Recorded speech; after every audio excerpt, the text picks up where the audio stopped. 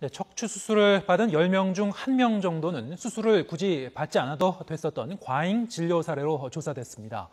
수술 뒤 오히려 상태가 나빠지는 경우도 적지 않습니다. 김기봉 기자입니다. 몇 년 전 갑자기 허리와 다리에 극심한 통증이 찾아와 척추에 핀을 박는 수술을 받은 김모 씨.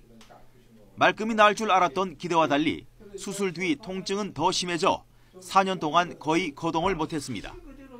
지푸라기라도 잡는 심정으로 병원을 옮겼는데 뜻밖의 간단한 신경치료로 지긋지긋한 통증의 늪에서 빠져나왔습니다.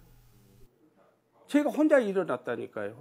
그전에는 옆에서 이렇게 도와줘야 섰거든요. 처음부터 알았으면은 외과에 가서 안 했죠.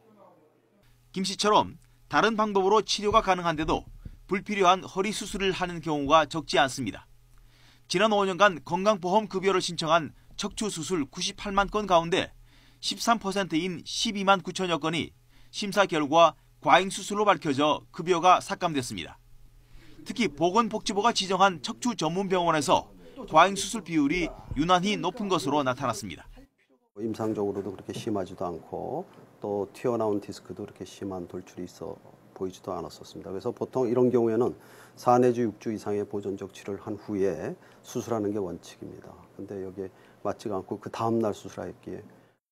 심평원에서 적발돼 보험 급여를 받지 못해도 수술 과정에 동원된 비급여 수익이 크기 때문에 무리한 수술을 권유하는 경우가 많다는 것입니다. 통증 전문의들은 신경마비로 하체에 힘이 빠져 서기가 어렵거나 용변 제어가 안 되는 경우에 수술을 해야 한다고 권고합니다. 단순히 통증만 심한 경우는 약간의 시간이 지나면 완화될 수 있기 때문에 성급한 수술 결정은 피해야 한다는 지적입니다.